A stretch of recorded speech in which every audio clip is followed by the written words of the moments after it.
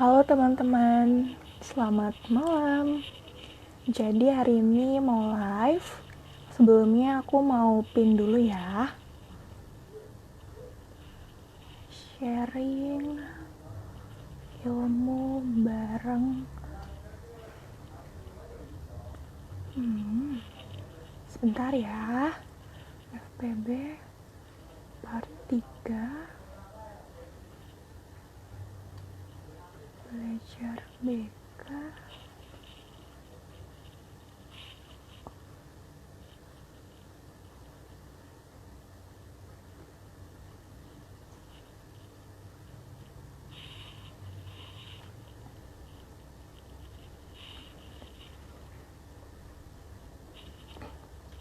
Ya, oke, udah aku pin.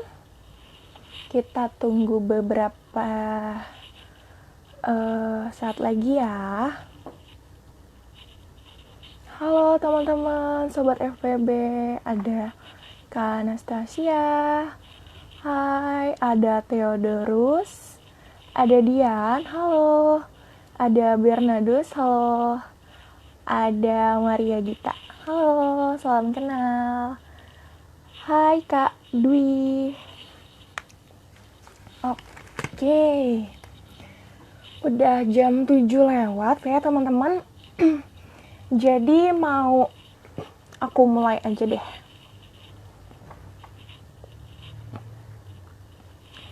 Halo semuanya, selamat malam Sobat FPB. Balik lagi nih di sharing ilmu bareng FPB part 3. Nah teman-teman, kalau sebelumnya nih kita udah sharing bareng sama narasumber-narasumber kita yang tentunya kece-kece nih. Ada yang dari alumni, ada yang masih jadi mahasiswa.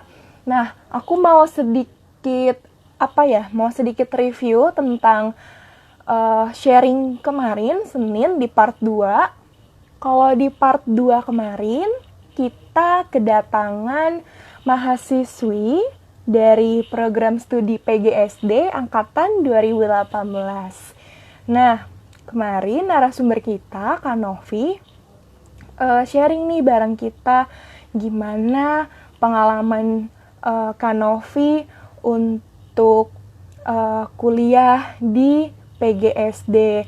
Yang awalnya Kak Novi ini tuh gak ada kepikiran, gak ada kemauan untuk kuliah di PGSD yang notabene itu nanti jadi guru.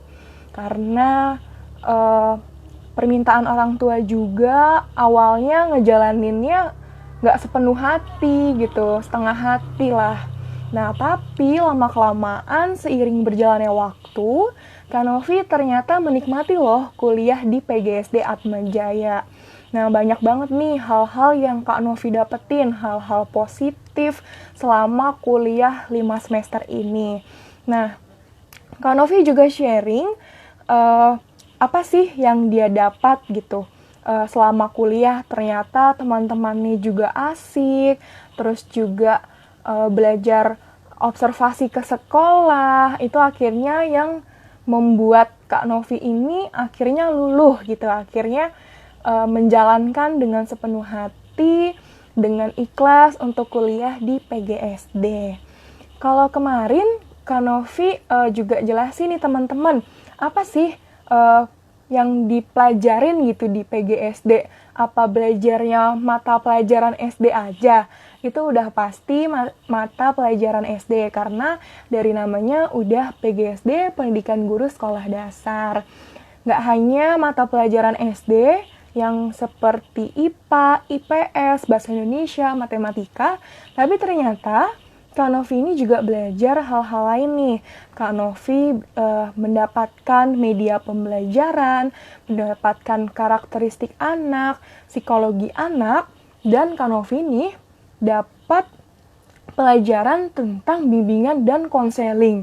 Nah loh, kuliah PGSD, tapi kok dapat pelajaran bimbingan dan konseling ya? Awalnya bingung kan Kak Novi, kenapa harus dapat bimbingan dan konseling? Padahal ada program studinya tersendiri nih di Unika Atmajaya, di fakultas kita, Fakultas Pendidikan dan Bahasa.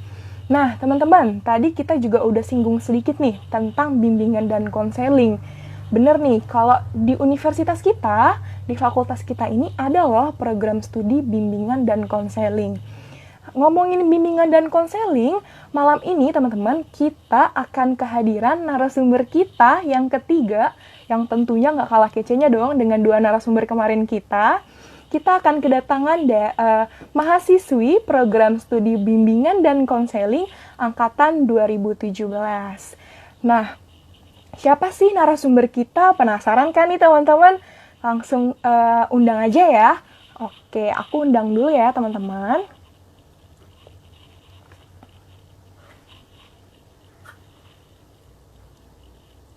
Oke, narasumber kita bergabung.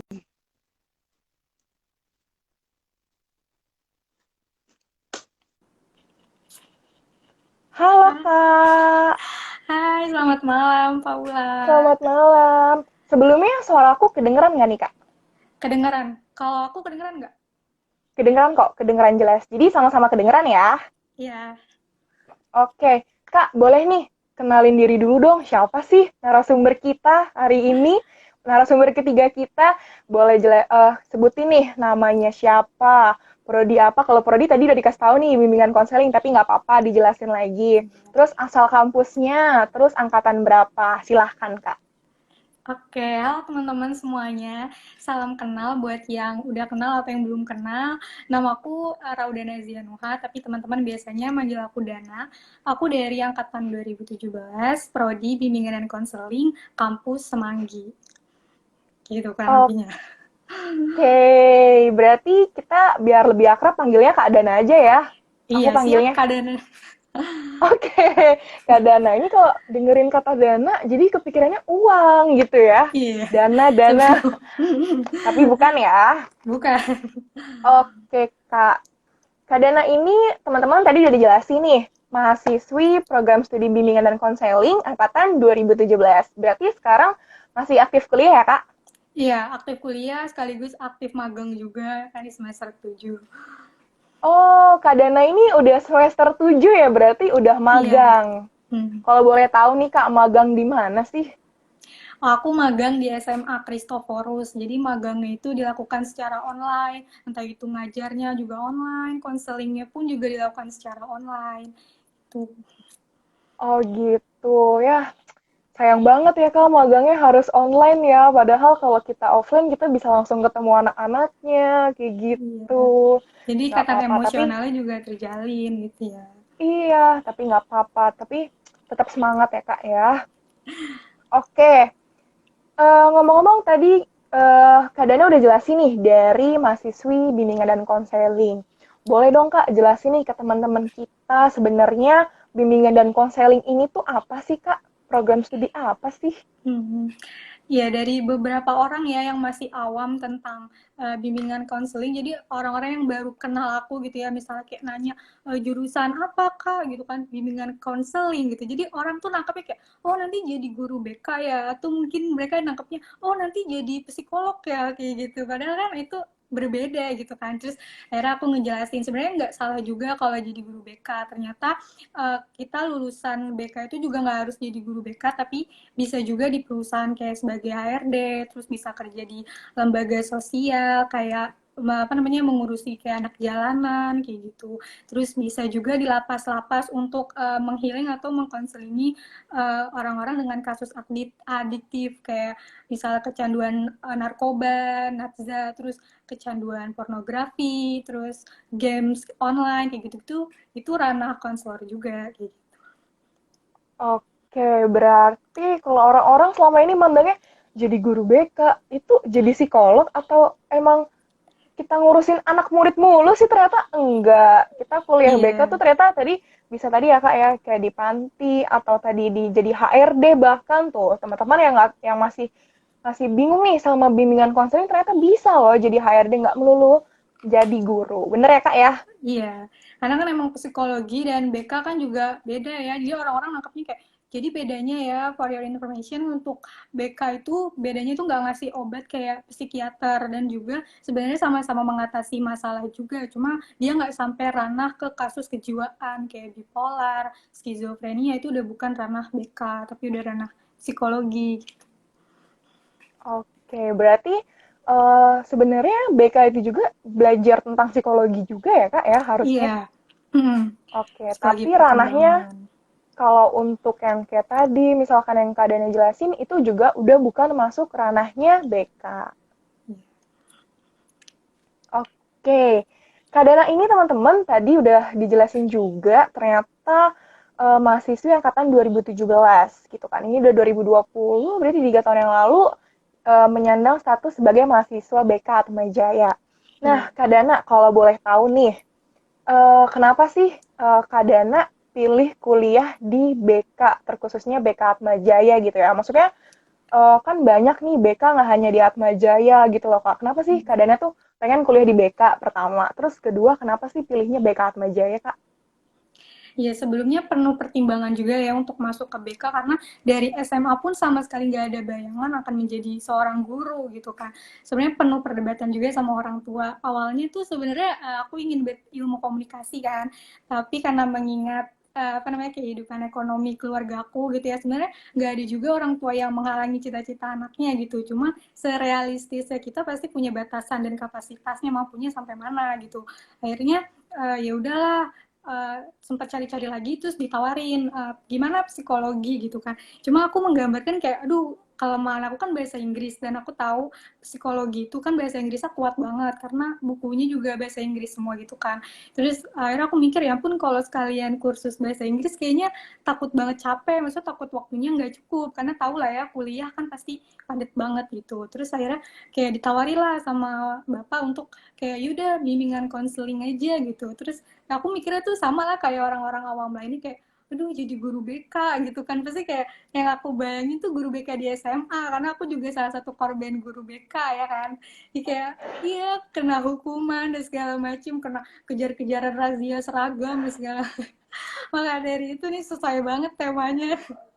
Karena kayak ternyata guru BK tuh nggak seperti itu gitu setelah aku pelajari. Jadi yaudah aku putuskan yaudah masuk BK, kita coba kayak gimana nih BK. Kedengarannya kayak tertarik juga, kayaknya seru ya kan, karena nggak beda jauh kayak psikologi gitu. Terus kenapa di Atma Jaya, karena kebetulan kakakku juga alumni ini apa namanya Atma Jaya, tapi dia di jurusan bahasa Inggris. Nah kebetulan juga bapakku tuh kerja di Atma Jaya, jadi kayak yaudah, jadi kayak sekalian aja deh semuanya ditaruh di Atma Jaya. Kayak gitu, jadi ya udah masuklah ke Unika Atma Jaya BK gitu. Oke, mumpung juga ya Kak ya, tadi Iya. kakaknya dari di Atma Jaya juga satu fakultas, terus ternyata papa juga kerja di Atma Jaya. Nah, kalau tadi keadaannya juga bilang tuh dari papa tuh kan ngarahin ke masuk BK nih. Sebenarnya ada penolakan sendiri nggak sih Kak ketika papa bilang, udah kamu masuk BK aja gitu. Ada penolakan nggak sih Kak dalam diri tuh, aduh kan kebayangkan tadi jadi guru BK Iya. gitu, bayangin masa SMA kan, Hmm. gitu. Gimana Kak? Ya sebenarnya kalau dalam pikiran pasti ada ya, cuma kayak kalau nyolok-nyolok terus kayaknya nggak bakalan maju nih kalau misalnya emang belum merasakan yang namanya maba gitu ya, pasti kayak penuh ketakutan aja gitu kan. Cuma kayak akhirnya setelah menghadapi itu semua ya alhamdulillah lancar sampai semester 7 ini. Iya, ya walaupun awalnya kaget sih ya Kak pastinya, aduh kenapa harus BK gitu. Tapi ya tadi Iya. benar, kalau kita nolak-nolak mulu, kapan kita majunya? Bener banget nih teman-teman, harus Hmm. digaris bawahi nih. Kalau kita terus-terus nolak, kapan sih kita majunya nih? Patut dicontoh nih dari Kak Dana. Nah, tadi sempat ngomongin sebagai masa maba gitu, jadi mahasiswa baru gitu kan. Yang awalnya emang nggak kepikiran buat gabung di bimbingan konseling karena disuruh papa juga. Gimana tuh Kak rasanya baru pertama kali jadi maba BK gitu Kak? Itu gimana sih rasanya?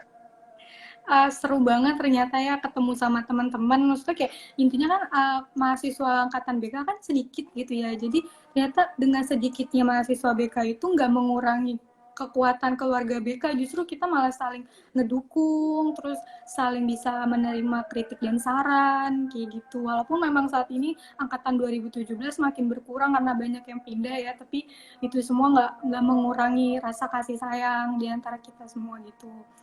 Terus juga awal masuk tuh misalnya ikut pelajaran juga kayak masih grogi kan, karena kita dilatih juga nih semester 1. Aku ingat banget itu dilatih sama Bu Gerda untuk gimana sih caranya kita pengajar gitu ya, yang awalnya ngajar pura-pura jadi guru, terus teman-teman pura-pura jadi siswanya gitu tuh, buat aku masih kayak gemeteran, masih yang kayak aduh ngomong di depan kayak gimana gitu. Terus ternyata waktu berjalan cepet dan sekarang aku udah harus jadi guru beneran dan menghadapi siswa beneran juga, kayak gitu sih pengalamannya. Jadi kayak lama-lama ke ini juga ya, apa namanya, skill kita sebagai guru keasah juga lama kelamaan sih kayak gitu.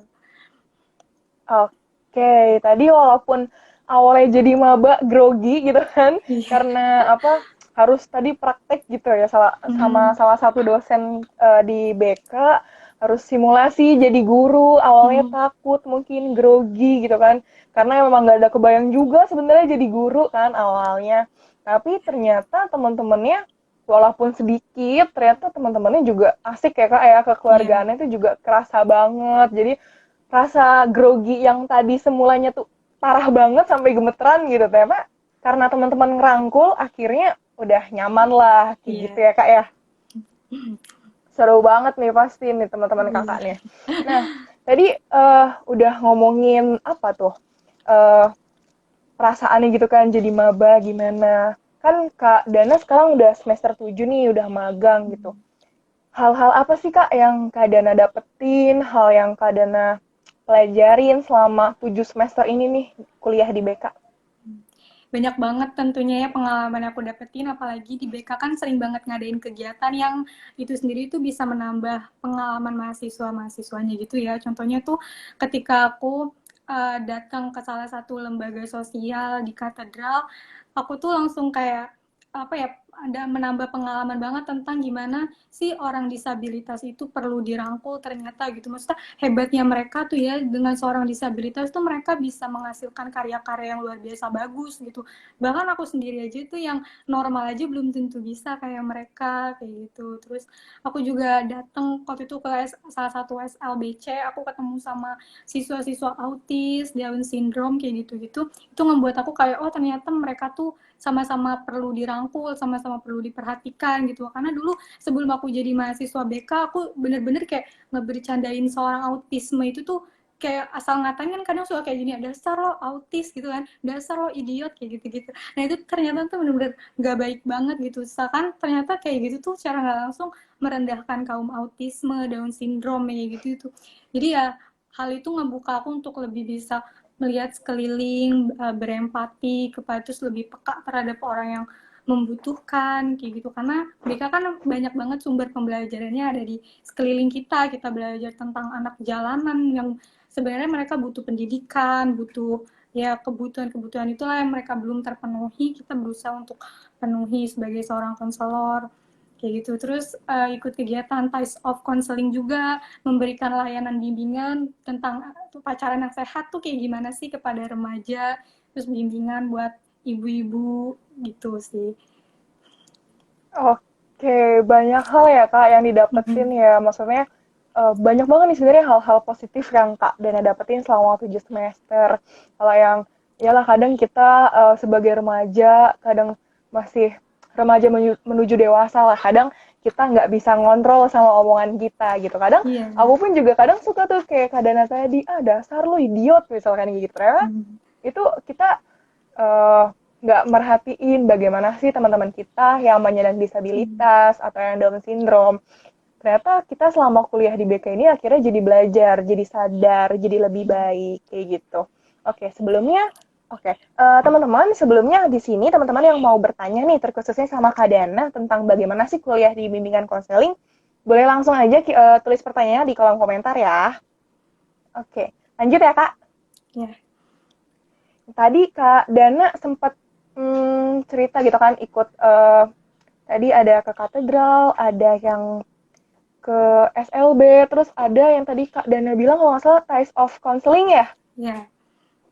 Nah, itu kegiatan apa sih Kak? Boleh dijelasin nggak sih sebenarnya itu kegiatan apa dan kita ngapain sih di situ? Jadi kegiatan Ties of Counseling itu emang sering dilaksanakan setiap tahunnya di BK, di bimbingan konseling gitu. Jadi nanti kita akan biasanya ngajar nih di sekolah atau memberikan bimbingan, layanan bimbingan kelompok ke masyarakat. Jadi kita nanti turun turun langsung ke masyarakat kayak gitu. Nanti ngajar di sekolah-sekolah. Kalau terakhir aku waktu itu ke Jogja, jadi kita mengunjungi panti yakum yang isinya tuh orang-orang cerebral palsy kayak gitu. Jadi kita ngelihat langsung nih keadaan mereka seperti apa, cara penanganannya bagaimana yang tepat kayak gitu sih. Wah, berarti kegiatan di BK juga seru ya Kak ya, kita bisa Iya, terjun langsung ke masyarakat. Terakhir tadi Kak Dana juga bilang ternyata perginya ke Jogja. Ternyata karena kadang kita mandangnya gini, kuliah di BK gitu, berarti belajar mulu, belajar jadi guru. Ternyata enggak, seru juga tadi yang Kak Dana bilang. Kita bisa langsung terjun ke masyarakat atau kita ke teman-teman panti asuhan kayak gitu. Berarti Kak Dana ini cukup aktif ya Kak, keorganisasian di kampus gitu. iya karena aku sempat juga jadi anggota himpunan HMPSBK ya, aku dari divisi organisasi dan kepribadian periode 2017-2018. Jadi 1 tahun periode mengatur Oh, bagaimana BK itu ya di media sosial. Jadi yang belum tahu nih BK kayak gimana sih, nah kalian tuh bisa berkunjung ke halaman Instagram BK @bk_uaj gitu. oke, berarti ilmu-ilmu pengetahuan tentang bimbingan konseling ini Kak Dana ya yang buat ya. Semuanya. Nah, nih teman-teman nih, salah satu yang nyebarin informasi tentang BK belajar apa nih, salah satunya narasumber kece kita nih teman-teman, Kak Dana.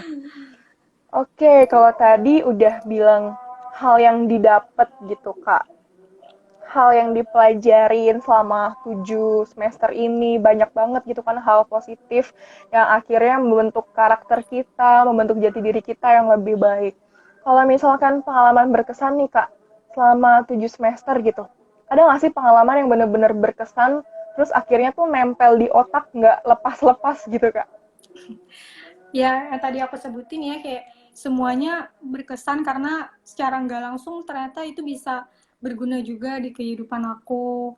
Kayak gitu sih, kayak bagaimana kita bisa ngelihat orang yang tadinya itu misalnya gini, kayak anak jalanan gitu. Dulu sebelum aku jadi anak BK tuh kayak ngelihat anak jalanan kayak ih jorok, jijik gitu-gitu kan, kayak bau kayak gimana sih hal apa lalu aja gitu ngelihat anak jalanan. Terus sekarang kayak lebih lebih meningkatkan rasa empati aku untuk oh ternyata anak jalanan tuh perlu juga ya, maksudnya perlu disayang, perlu perlu pokoknya perlu dirangkul dah gitu, kayak sama aja kayak orang-orang lainnya kayak gitu. Pokoknya pengalaman-pengalaman di BK itu justru malah bikin aku untuk bisa belajar lebih berempati pada sesama kayak gitu. Terus juga maksudnya dari apa yang aku pelajarin kayak dari komunikasi konseling dulu yang cuman ngerespon teman-teman lagi ada masalah tuh dulu cuma kayak oh sabar ya sabar gitu, atau enggak yang kayak masalah gue lebih besar dari masalah lo gitu ya kan, sering banget kita kayak gitu, tapi ternyata itu tuh nggak boleh, itu maksudnya nggak cuma itu respon orang yang perlu didengar tuh gitu. Jadi dari konseling kita lebih bisa merespon orang yang bermasalah itu secara benar, secara mendalam gitu, sehingga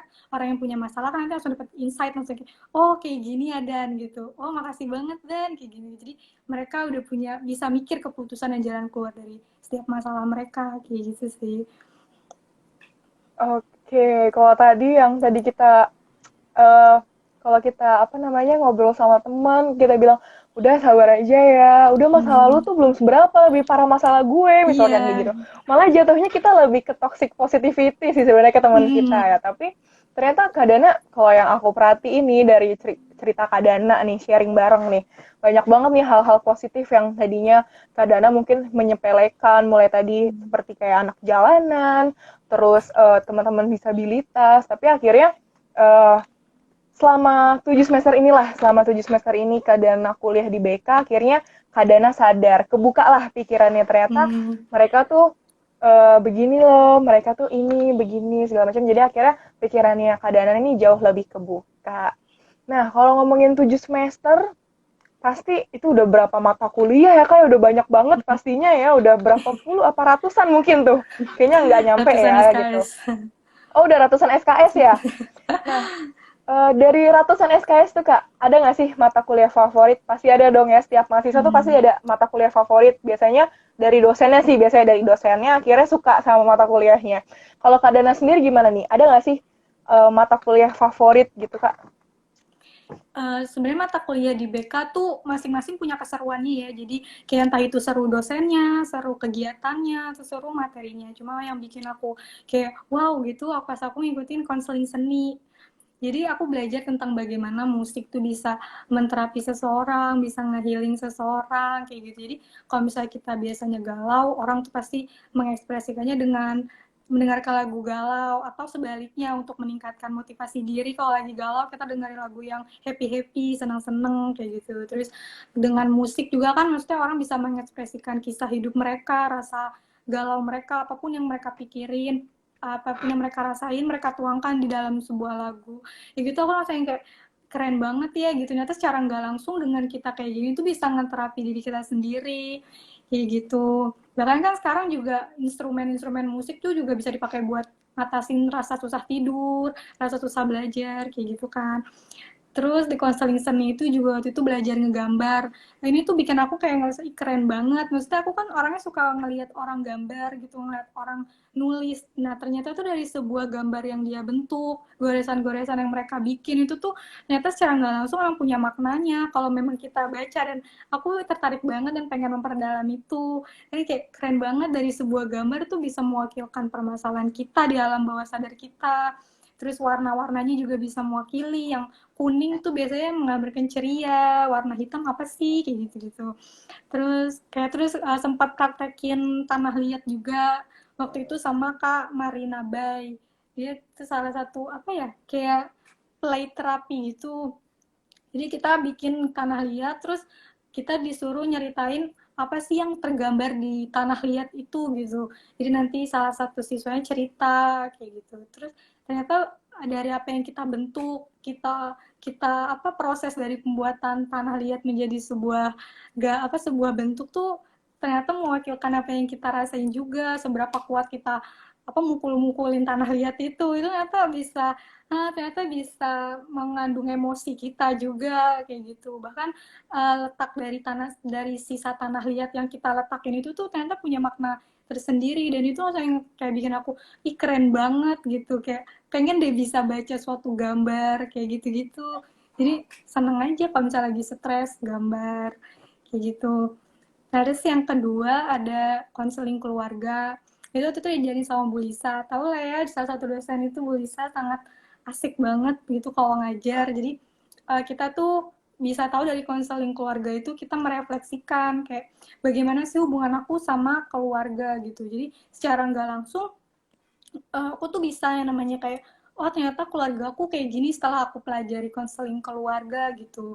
Terus konseling keluarga tuh juga ngebantu aku untuk kayak jadi tuh waktu itu ini apa kita menuangkan isi hati kita tentang ayah, tentang ibu yang selama ini tuh kita pendem gitu kan. Kadang kan kita sebagai anak kayak gengsi ya kan untuk kayak pengen menyampaikan sesuatu nih kepada bapak, kepada mama gitu. Jadi kayak jadi tulis deh, kita disuruh tulis surat kayak gitu, kayak seru aja. Jadi secara nggak langsung bisa menterapi keluarga sendiri. Dan salah satu quotes yang maksudnya masih keinget gitu ya di pelajaran konseling keluarga tuh jadi gini, kita nggak bisa pilih kita terlahir dari keluarga apa, tapi kita bisa dan punya kesempatan untuk mau merubah jadi keluarga yang bagaimana. Ya jadi tuh kayak langsung langsung kayak ketangkep, wah bener juga masih ada kesempatan nih untuk ngerubah keluarga jadi lebih baik kayak gitu sih. Oke, menarik juga ya. Bener nih quotes-nya itu. Kita tuh memang nggak bisa milih sih sebenarnya ya Kak ya. Kita Hmm. mau lahir dari mamah kita yang kayak gimana, kita mau pilih mamah kita yang seperti Hmm. apa, pilih papa kita yang kayak gimana, yang keker kah, yang putih, yang hitam Iya. kah, atau yang apa, kita tidak akan bisa milih. Tapi benar, tapi kita sendirilah yang bisa merubah keluarga kita tuh keluarga yang seperti apa, yang bagaimana. Keren, keren. Kalau tadi ngomongin dua mata kuliah favorit ya kayak dari keseluruhan gitu. Tadi ada konseling seni, terus juga ada konseling keluarga. Nah, ada pengalaman menarik nggak sih Kak atau apa gitu yang akhirnya menjadikan dua mata kuliah ini jadi mata kuliah favorit Kakak gitu? Sebenarnya nggak ada sih, cuma kayak sebelum yang konseling seni ini kan, sebelum belajar itu kan aku memang kayak suka nonton film, kayak tertarik aja gitu, kayak ih, keren banget ya seorang psikolog atau seorang konselor tuh bisa mengetahui permasalahan seseorang walaupun permasalahan itu nggak diucapkan secara lisan gitu, tapi mereka tuh bisa kayak ngebaca aja suatu gambar gitu, kayak menurut aku keren aja dan pengen aku perdalam kayak gitu sih. Jadi kayak menurut aku ya sesuatu yang menarik gitu. Dan konseling keluarga juga kayak gitu sih, ternyata kayak walaupun menurut orang-orang kayak punya masalah apa sih gitu, kayak merasa keluarganya kayak selalu merasa baik-baik aja, padahal dengan kayak kesibukan antar anggota keluarga itu kan atau juga bisa nyebabin sebuah hubungan yang gak baik kan di keluarga gitu sih, yang kayak biasa enggak sih enjoy enjoy aja, nggak pernah ngobrol sama ayah, nggak pernah ngobrol sama ibu gitu, ternyata kayak ini loh masalahnya gitu, kayak yang harus diperbaiki kayak gitu. Oke, berarti kalau tadi konseling seni sebenarnya eh, mengalir gitu aja ya Kak ya, karena Iya. tadi Kak Dana bilang suka nonton tadi ya, nonton film kayak gitu, terus akhirnya tertarik atau penasaran ini tuh seperti apa sih nantinya kayak gitu. Terus kalau yang konseling keluarga mungkin tertarik juga karena pengen tahu ya Kak ya, bagaimana sih keluarga kita sebenarnya tuh kayak gimana, karakteristik orang tua kita tuh sebenarnya kayak gimana. Kadang tuh kita suka mandang orang tua kita tuh begini, begini serba salah gitu. Padahal kita Iya. mama mah begini, papa mah begini. Tapi ternyata kalau kita apa ya perdalam gitu loh, maksudnya kita telaah gitu, ternyata Iya. ada loh maksud tersembunyi dari orang tua kita kayak gitu. Keren sih, nggak ada alasan tersendiri karena begitu ngalir gitu aja tuh. Iya. Aduh, Kayak seru dari banget nonton belajar di BK. film, iya aduh, nggak bakal nyesel nih teman-teman yang masuk yang kuliah di BK. Nah, kalau tadi kita udah ngomongin mata kuliah favorit, terus kita banyak deh hal-hal yang didapetin Kak Dana selama kuliah di BK 7 semester ini nih Kak. Kuliah di BK ini belajarnya, ini nggak sih Kak, tentang psikologi-psikologi mulu gitu, maksudnya tentang konseling mulu gitu. Ada nggak sih pelajaran lain yang didapat selain yang berbau psikologi lah dan dunia konseling? Sebenarnya pasti ada ya, karena psikologis itu kan pasti kayak mempengaruhi bagaimana kita bertingkah laku, apakah tingkah laku kita bermasalah atau enggak. Itu kan yang mesti kita telaah lagi kan. Jadi pasti berhubungan juga sama konseling sih. Hmm. Jadi pasti nanti gimana caranya kita nerapin konseling itu untuk ngerubah tingkah laku mereka kayak gitu. Oke, jadi juga selain kita belajar tentang dunia psikologi, tentang dunia konseling, kita juga ternyata di BK tuh belajar ya Kak, tentang karakteristik perilaku seorang Nah, anak misalkan atau perilaku teman kita. Jadi teman-teman kita tuh nggak melulu belajarnya tentang psikologi, nggak melulu tentang konseling, nggak melulu tentang dunia sekolah ya Kak. Mungkin kita juga belajar iya. materi-materi lain, bagaimana sih kita memahami atau kita memahami tentang metode pembelajaran yang baik untuk teman-teman disabilitas atau teman-teman sekolah kayak gitu. Kalau tadi nih, Kak Dana di awal sempat cerita deh kalau nggak salah masuk BK juga jadi keingetan masa SMA nih, Iya. berkaitan dengan masa SMA, dikejar-kejar sama guru BK-nya gitu. Itu kenapa sih Kak? Iya, jadi tuh dulu guru BK tuh ya sama sesuai sama tema kita ya kan, polisi sekolah gitu. Yang kerjaannya tuh nungguin anak-anak terlambat, terus melakukan razia. Tahu lah ya, polisi itu ibarat yang suatu kata yang menakutkan gitu ya. Polisi aja takut ditakutin sama masyarakat gitu kan. Ini polisi sekolah pasti ditakutin sama siswa gitu.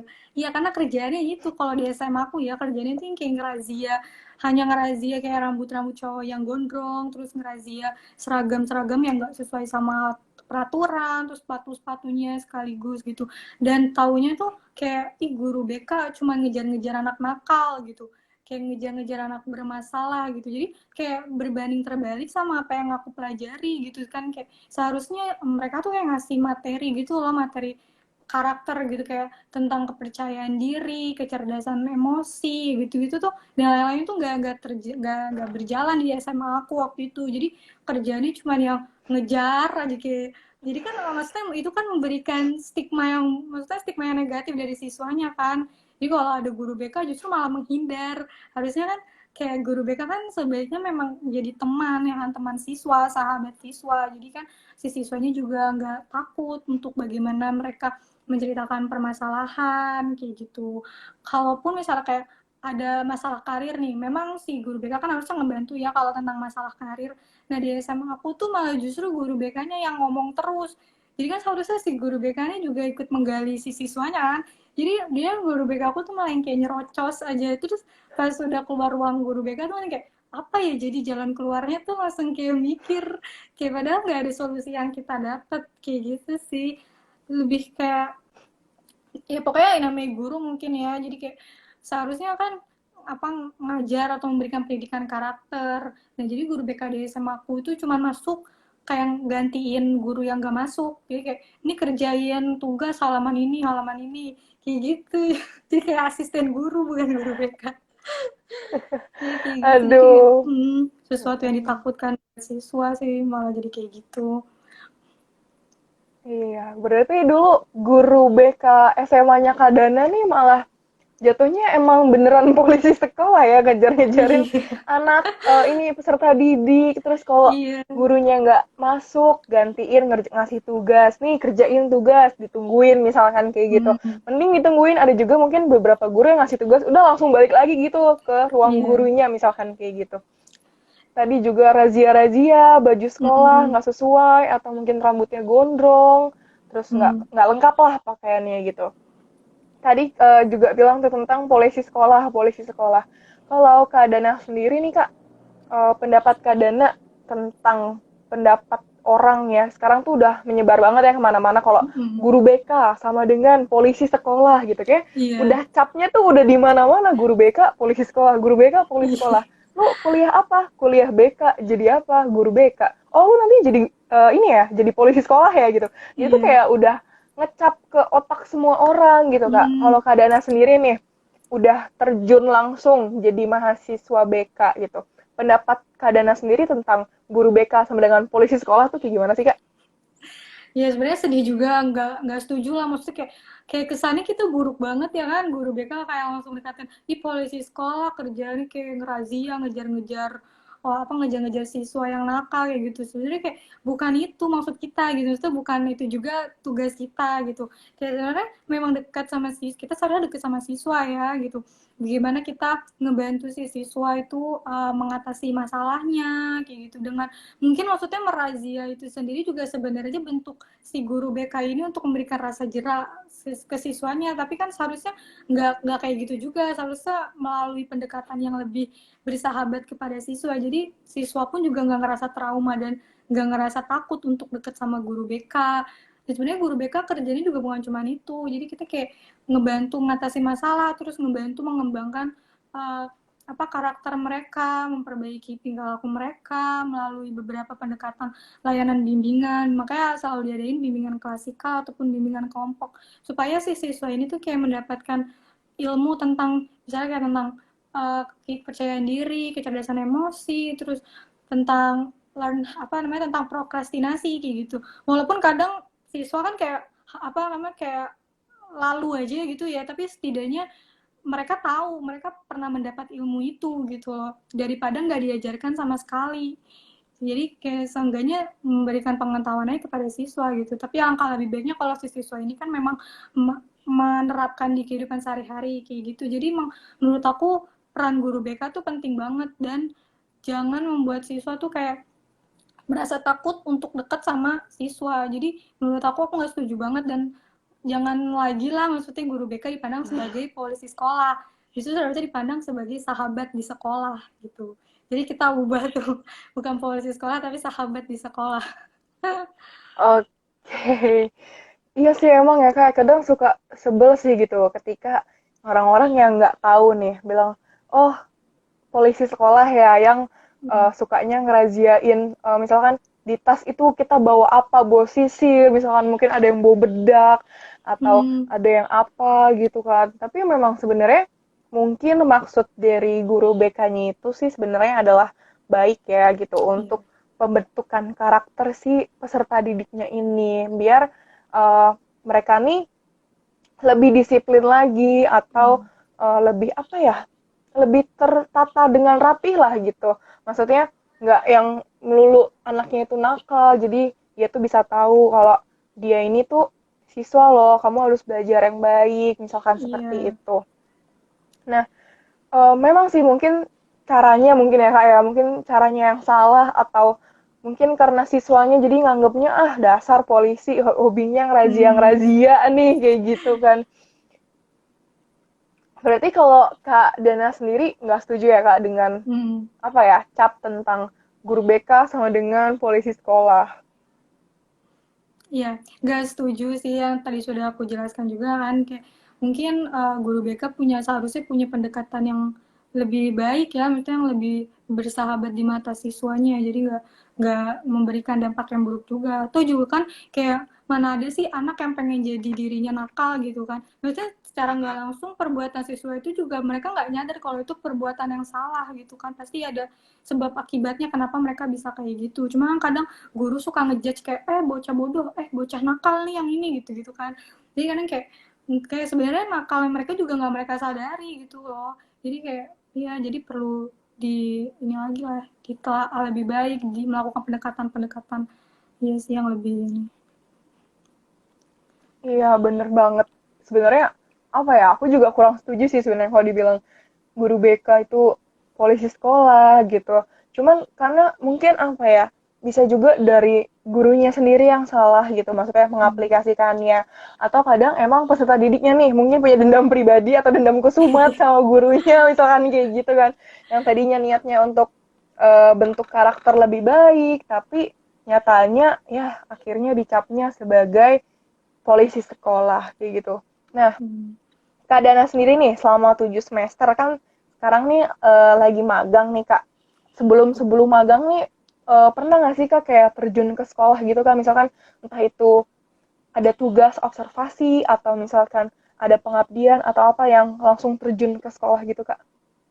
Oh ya, pernah tentunya ya, tiap semester juga pasti sebenarnya disuruh observasi ke sekolah juga, kayak SMP, terus kayak SMA, kita terjun langsung ngelihat keadaan sekolah tuh kayak gimana sih, bagaimana dukungan-dukungan lingkungan sekitar, termasuk dukungan guru terhadap kayak fasilitas yang disediakan, terus karakter anak yang, maksudnya karakter anak yang terbentuk dari sekolah itu tuh seperti apa, kayak gitu sih. Oke, berarti udah sering ya Kak ya, hampir hampir setiap semester gitu udah terjun ke sekolah, cuman kali ini karena situasi kita yang nggak mendukung, akhirnya Kak Dana harus magang secara online gitu. Kan walaupun kita sendiri nih Kak, kita pribadi nggak setuju nih dengan cap kalau misalkan guru BK adalah polisi sekolah gitu. Ketika Kak Dana setiap semesternya gitu harus berkunjung ke sekolah, harus observasi atau sekarang magang nih. Ada nggak sih Kak upaya Kak Dana sendiri untuk apa ya, supaya kan mereka taunya Kak Dana ini adalah calon guru BK gini kan, sebagai guru BK yang magang gitu. Karena memang sekarang tuh pandangan teman-teman mengenai guru BK sama dengan polisi sekolah tuh masih banyak banget gitu, nggak bisa kita pungkiri gitu. Ada nggak sih cara Kak Dana sendiri gitu, maksudnya untuk meyakinkan ke teman-teman, ke peserta didik kalau Kak Dana ini nih datang bukan sebagai polisi sekolah kayak gitu, ada nggak Kak, supaya mereka tuh lebih mandangnya oh ini guru BK yang bener-bener guru BK yang Hmm. kesini datang magang untuk ngedidik kita kayak gitu Kak, silahkan. Karena berhubung kalau misalnya setiap ke sekolah tuh kita berkelompok ya, jadi ada fasilnya, terus ada kakak-kakak yang ngasih materi gitu, jadi kita ngadain kegiatannya juga seru dan menyenangkan, kita ngasih gambaran dan materi tuh ternyata harus yang menyenangkan sehingga maksudnya nggak kebentuk rasa takut si siswa tentang guru BK itu sendiri kan, jadi kayak ya jadi caranya ya dengan memberikan games, permainan, terus tentang kayak materi, terus ice breaking juga kan, pasti kegiatan ice breaking itu kan pasti bisa mencairkan suasana juga. Kuncinya itu sih kita membuat kegiatan bimbingan tuh yang lebih menyenangkan dan lebih friendly terhadap si siswa-siswa itu sendiri. Jadi mereka merasa dekat nih sama kita gitu. Kayak gitu sih. Oke, menarik ya Kak ya. Berarti Kak Dana nih juga punya cara tersendiri nih mengantisipasi gitu kan biar teman-teman nih nggak bosen, biar teman-teman ini nggak mandang Kak Dana ini datang sebagai polisi sekolah gitu. Iya. Enggak. Kak Dana tadi bikin ice breaking kayak gitu, bikin mungkin games-games kecil gitu kali ya Kak, buat Iya. teman-teman supaya nggak bosen. Nah, reaksi teman-teman sendiri gimana sih Kak ketika Kak Dana beberapa kali observasi sampai sekarang magang nih, mereka nih welcome nggak sih sama Kakak atau tetap masih mandang gitu? Mungkin ada yang mandang Kak Dana nih polisi sekolah gitu Kak. Kalau awal-awal untuk menjalin hubungan pasti susah ya. Kalau awal-awal tuh kayak mungkin masih malu-malu. Jadi kadang aku yang kayak nyemangatin mereka atau memberikan penguatan supaya mereka kayak tadinya malu-malu nih kayak untuk nunjuk tangan aja tuh mereka malu-malu. Terus aku yang kayak ngasih dorongan gitu kayak ayo pasti kamu bisa kayak gitu-gitu kan. Terus kayak mereka langsung kayak oh oke kak oke langsung kayak semangat kayak gitu karena dari kitanya aja dulu yang bertindak untuk ngasih dorongan ke mereka buat lebih apa ya lebih berubah gitu loh jadi kayak uh, iya kayak gitu jadi responnya welcome banget kayak seru seneng kayak menyambut aku dengan baik sih kayak gitu karena dari kitanya juga pasti harus lebih friendly lebih menyenangkan kalau kitanya dingin pasti si siswanya juga agak-agak takut nih gitu jadi kayak dari kitanya juga mesti cair kayak gitu. Oke, bener banget nih teman-teman ya. Jadi kita datang sebagai guru gitu biar nggak dipandang kayak tadi tuh polisi sekolah. Kitanya sendiri juga harus apa ya mencairkan diri kita sendiri ya kak ya. Maksudnya Iya. buat diri kita lebih bersahabat lah. Kita ini teman misalkan kayak gitu. Kayak Kak Dana tadi bilang awalnya masih banyak yang takut atau malu untuk ngomong sama Kak Dana, untuk sekedar sekedar tunjuk tangan lah seperti itu. Hmm. Akhirnya Kak Dana juga yang support teman-teman untuk berani, untuk apa ya itu dengan sebenarnya salah satu pembentukan karakter untuk si teman-teman itu juga ya, maksudnya Iya. biar dia lebih berani gitu menghadapi teman-teman, menghadapi orang banyak gitu. Keren sih, keren. Jadi Kak Dana ini juga punya cara tersendiri lah buat mengakrabkan diri Kak Dana ini sama teman-teman kayak gitu. Teman-teman di sini adakah yang ingin bertanya nih dengan narasumber kita? Karena obrolan kita nih bener-bener asik sih sebenarnya nggak kebayang gitu ternyata kuliah di BK nih seasik ini gitu yang dipelajarin sampai tadi Kak Dana sendiri karena mungkin posisinya adalah udah sebagai guru magang ya Kak ya jadi Hmm. udah langsung terjun lah gitu ngelihat teman-teman kita terus tadi Kak Dana juga udah bilang cerita sharing tentang pengalaman Kak Dana yang awalnya itu memandang teman-teman kita nih sebelah mata ada yang akhirnya akhirnya nih Kak Dana akhirnya terbuka gitu teman-teman ini apa ya salah satu sharing yang menarik gitu karena kita nih sebagai anak-anak remaja khususnya gitu aku pun juga masih kayak gitu kayak Kak Dana gitu tapi akhirnya seiring berjalannya waktu akhirnya sadar ya Kak ya gimana pun Hmm. dia tuh juga manusia dia tuh teman kita saudara kita kayak gitu mungkin teman-teman di sini masih belum ada yang ingin bertanya kali ya Kak ya di sini belum ada sih beberapa komentar tapi lebih banyak nih yang nyemangatin Kak Dana. Aduh, berarti Kak Dana ini emang asik banget berarti ya. Berarti memang Kasih kebukti nih semangatnya. teman-teman. Narasumber kita nih bener-bener asik banget nih terutama untuk peserta didik kita. Jadi nggak ngebosenin lah kalau diajar sama Kak Dana nanti. Oke Kak, Semoga. kalau jangan semoga dong, harus, harus. Kayak gitu. Kak Dana kan sekarang semester 7 Kak. Ya. Kasih dong Kak pesan-pesan nih untuk teman-teman mahasiswa BK yang aktif-aktif ini Kak. Dan juga untuk apa ya, teman-teman calon mahasiswa baru bimbingan konseling tahun 2021 kayak gitu Kak. Ya, untuk mahasiswa aktif BK termasuk khususnya untuk maba ya yang ngerasain kasihan banget aku kayak baru pertama kali kuliah udah langsung online ya kan jadi kayak nggak bisa ketemu teman-teman secara langsung gitu. Pokoknya tetap semangat jangan jadiin pandemi ini untuk mematahkan semangat belajar kalian terus tetap jalin komunikasi sama teman sama dosen gitu supaya nanti pas kita udah ketemu secara langsung nggak akan canggung nggak akan dingin kayak gitu sih intinya tetap semangat walaupun kita nggak bisa ketemu nih untuk bertanya-tanya tentang kesulitan belajar tapi percaya belajar itu bisa dari mana aja kayak gitu apalagi BK ya kan maksudnya ngelihat apa sumber belajarnya itu bisa dari lingkungan sekitar kayak gitu. Nah untuk calon mahasiswa baru khususnya juga jurusan BK jangan ragu untuk masuk BK karena BK itu luar biasa hebat banget sih, maksudnya jurusannya kayak aku selama 7 semester masuk BK tuh secara nggak langsung juga menghealing diri aku sendiri gitu. Jadi sama-sama belajar aja, pokoknya nggak akan nyesel masuk BK, karena apalagi untuk orang-orang yang kadang sulit banget untuk ngatasin permasalahan sendiri gitu ya. Nah, BK ini pas banget untuk kalian gitu. Kayak bener-bener ngerubah dan mengembangkan diri banget deh masuk ke BK tuh. Gitu. Jadi kalian bisa mengelompokkan atau memfilter nih lingkungan mana sih yang gak baik dan yang baik untuk kalian. Kayak gitu sih. Tetap semangat dan jaga kesehatan. Oke, keren nih ya. Jadi teman-teman yang masih mahasiswa aktif, tetap semangat nih ya, walaupun kuliahnya online gitu kan. Siapa sih sekarang yang nggak bosen ya kak ya, nggak capek. Kak Dana sendiri juga nggak kebayang nih kalau magangnya ternyata harus online, harus depan Hmm. laptop, kayak gitu. Dan nih teman-teman, buat calon mahasiswa baru, bimbingan konseling tahun depan, tahun 2021, jangan apa ya, jangan ragu lah intinya untuk mendaftarkan dirinya di bimbingan konseling Atma Jaya, karena terbukti nih dari kita sharing bareng sama Kak Dana, banyak banget hal-hal positif yang didapat, yang tadinya kita nggak tahu kita jadi tahu, yang tadinya kita menyepelekan akhirnya kita sadar, akhirnya kita membentuk diri kita yang lebih baik lagi, kita karakter kita lebih dibentuk, dan belajarnya juga nggak tentang itu mulu sih ya, kayak Iya, maksudnya nggak nggak belajar bosen. psikologi mulu akhirnya. Seru banget. Iya, belajarnya juga nggak harus diem belajar dengerin dosen, enggak, pasti ada main-mainnya Iya, kan juga dosennya juga kayak gitu. seru-seru.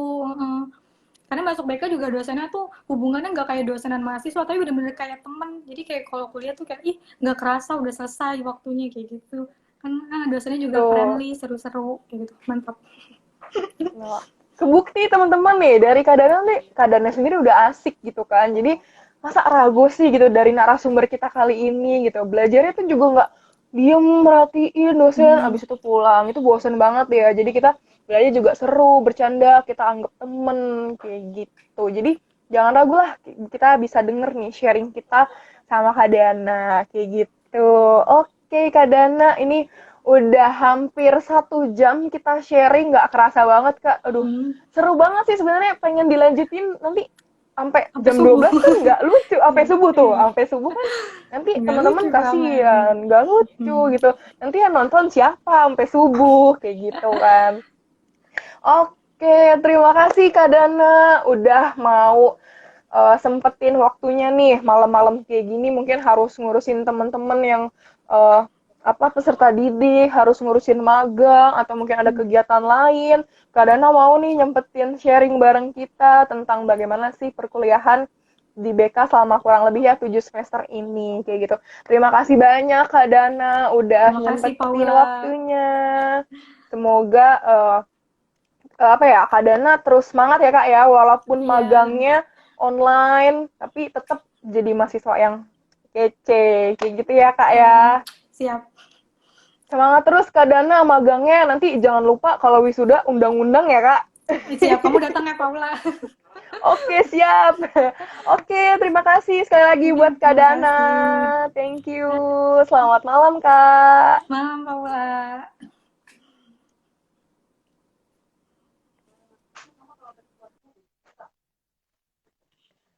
Oke teman-teman, terima kasih nih Ki udah mau dengerin sharing ilmu bareng FPB part 3 ini. Kita kedatangan narasumber yang nggak kalah kecenya nih dengan dua narasumber kita sebelumnya. Seru banget ya teman-teman.